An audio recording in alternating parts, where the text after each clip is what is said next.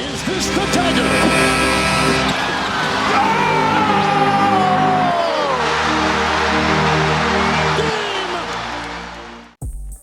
G'day guys, JB here.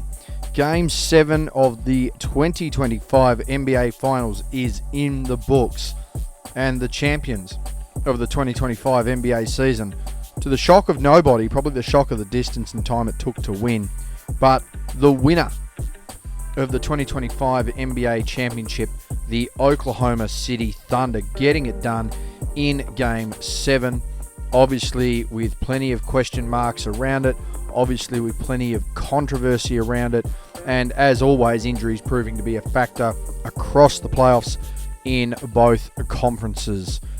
But the OKC Thunder get the job done as expected. 68 wins in the regular season, 16 wins in the postseason, 84 total wins for a title, one of only 3 teams to ever win that many total games and a championship, behind the 95-6 and the 96-7 Chicago Bulls.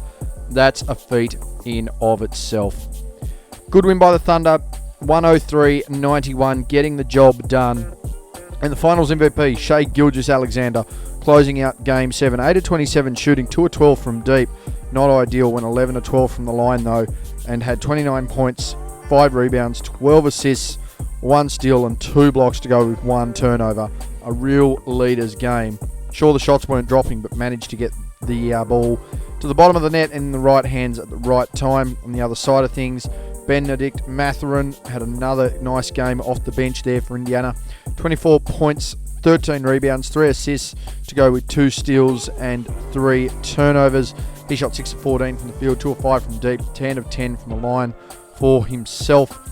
And J-Dub, Jalen Williams, 7 of 20 shooting, 2 of 7 from deep, 4 of 6 from the line, at 20 points, 4 rebounds, 4 assists and 2 steals to get over the line there for the Thunder. Other contributors there for the Thunder as well. 18 points for Chet Holmgren. He had 8 rebounds, 5 blocked shots and a steal. No turnovers there. 6 of 8 from the line, 1 of 2 from deep, 5 of 8 from the field. 10 points each to Alex Caruso and Kaysen Wallace. Good defensive numbers from both men, 3 steals each. And again, you talk about the defensive production. That's huge. They had as many steals between them as, well, the entire Indiana team. That's the level of production that they were bringing to this game. 3 steals apiece, 3 rebounds to Caruso, 2 to Wallace, 4 of 10 shooting for Caruso compared to 4 of 6 for Wallace, 2 of 3 from deep for Wallace, 2 of 5 from deep for Caruso. Neither attempted a free throw. Up the very top end there, 16 points each to Pascal Siakam and TJ McConnell. McConnell instrumental off the bench once again. 16 points, 6 rebounds, 3 assists, 1 steal, 1 block, 7 turnovers, 8 of 13 shooting, but just doing the hard work there. Siakam, the most consistent player overall for the Pacers throughout the playoffs and certainly in these finals. 16 points, 4 rebounds, 2 assists to go with a steal and a block, 5 of 13 shooting, 2 of 5 from deep, 4 of 7 from the free throw line. And then you also had 15 points from Andrew Nembhard, who, again, 15 points, 5 rebounds, 6 assists to go with 2 turnovers, 4 of 10 shooting, 2 of 3 from deep, 5 of 6 from the free throw line. And the ultimate story of this quarter was its leading scorer, but it was the last time we saw him in this final series, and it certainly will be the last time we see him on an NBA court for at least 12 months. Tyrese Halliburton with a wonderful start, 9 points, 1 turnover, 3 of 5 shooting, 3 of 4 from deep, and then the Achilles rupture occurred. Done for the game, done for next season, and that really throws, well, a spanner in the works over in the Eastern Conference, considering that Jason Tatum and Indiana over there for Boston and the blow-up that they're having in Indiana with their star point guard out opens up a lot of doors for contending teams. And to be honest with you, with everything that's going on in the East there and potentials, it's really tough to pick who's going to come out next year. So 9 points there for Halliburton. It was 8 for Shai Gilgeous-Alexander to go with 4 assists, 2 rebounds, 3 of 6 from the field, perfect from the line. And then you look there as well, 7 points to Pascal Siakam, 1 rebound, 1 assist, 3 of 6 shooting, 1 of 2 from deep. And this game looked like it was, well, certainly going to be a hell of a barn burner, and it looked like that early again with that run by Halliburton. But you just knew straight away the second he went down. Everybody on the planet watching this game knew straight away when he went down exactly what was going on there. So to the shock, the shock of no one, that injury came to pass. And then you started to look elsewhere as to what was going to happen in this game. That's when, the pressure started to be applied for other players. Of course, a really solid start for Oklahoma City. Beyond that as well, you had Caruso with 6 points off the bench.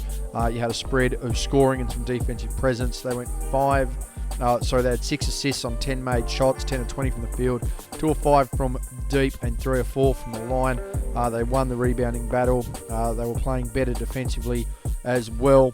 Things really going in their way. When you look at Indiana, they needed to see some more as well, but they only had the 2 points off the bench from Mathurin early on. 8 of 21 shooting. Now, 6 of those 8 field goals assisted on, but 8 of 21 shooting, 50% from deep. 2/3 of their free throws made, albeit 2 out of 3. And there was still a glimmer of hope going into the second term. Now, when you look at the second term, well, it was actually Indiana's quarter by 4. They won it 26-22. And things started to look up a little bit more. Mathurin started to chip in, 6 points leading the way there for the leading team in that quarter. 6 points, that's all he had. He was perfect shooting from deep, 2 or 3 from the field total. On the other side of things, again, Gilgeous-Alexander, 8 points, 3 assists, 2 rebounds, 2 or 6 from the field.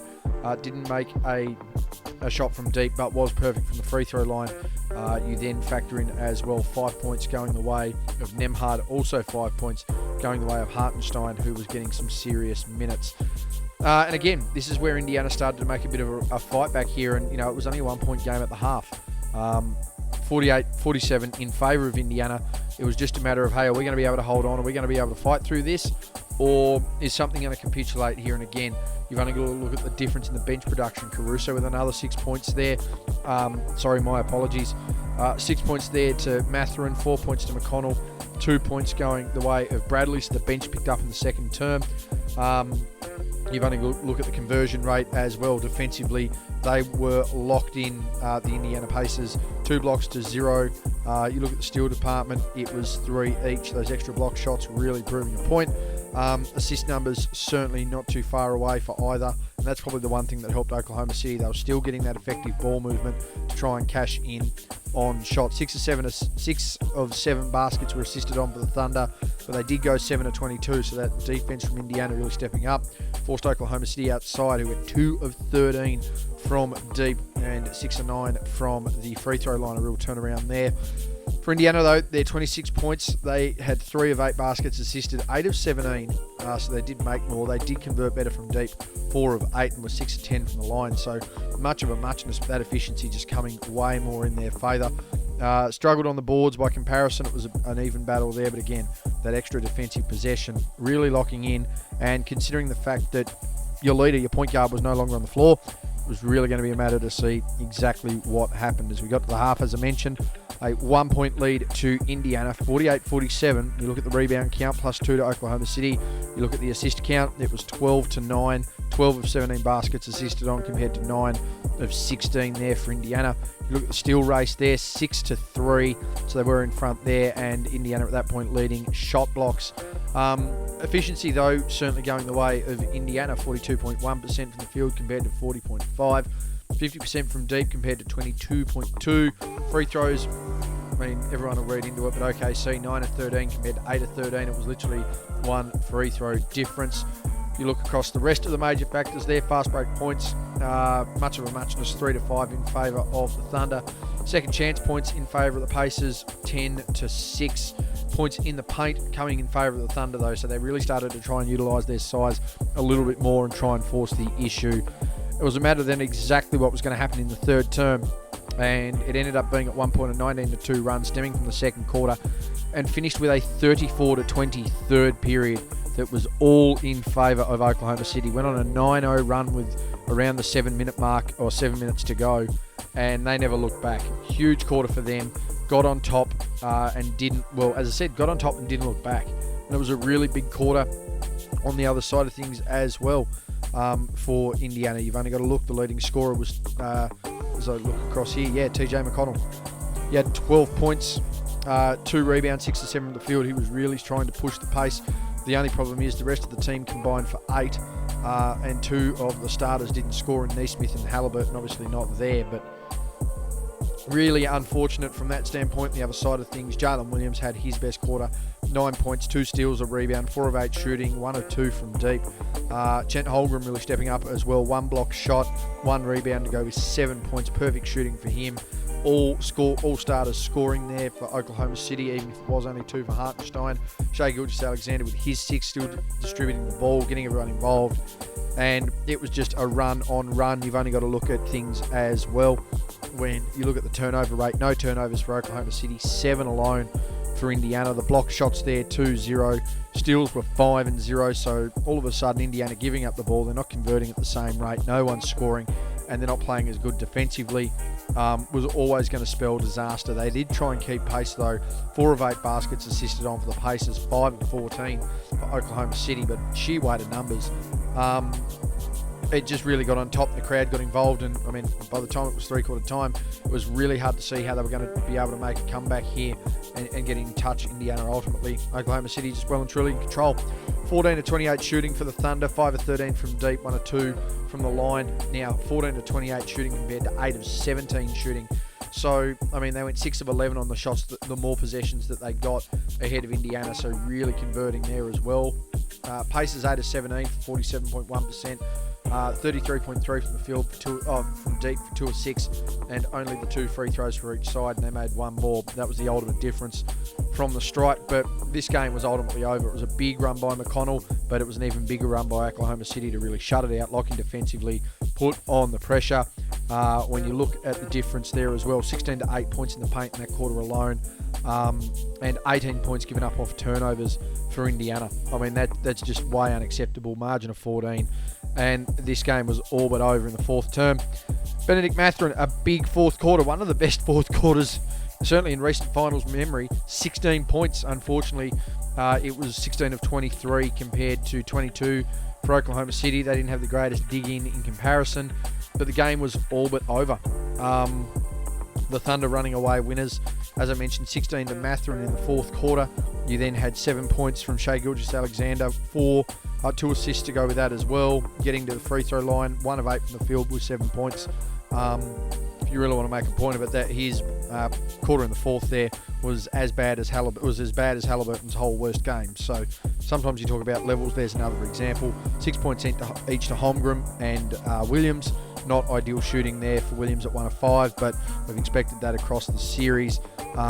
Bench outscored them, but that was pretty much it. The game was over. It was 5 of 15 shooting to 4 of 17 shooting. It was not a very pretty fourth quarter. 1 of 6 from deep there for the Pacers, and that's 5 of 15 for the Pacers, 4 of 17 for the Thunder. 2 of 7 from deep from the Thunder, 12 of 16. They really got to the free throw line, but on the other side of it was 12 of 14 for Indiana. So I don't want to hear anything about free throw differential. 15 rebounds to 8, so they had twice as many possessions. Were only able to outscore them by 1. From an assist standpoint, 3 or 4 baskets assisted on for Oklahoma City, 4 or 5 for the Indiana Pacers. Steal numbers, even more block shots to Oklahoma City, and more turnovers committed by the Pacers. So this game was all but over, as I said, in that fourth term. Things just managed to stretch out, and that was ultimately the end of the game. If you look at the second half there, 56 to 43, so a 13-point difference, ultimately being the ultimate decider. Shooting, much of a muchness across the board for both of them. Rebounding actually in favour of Indiana, passing very similar. Defense certainly in favour of Oklahoma City though, and as they say, defense wins championships.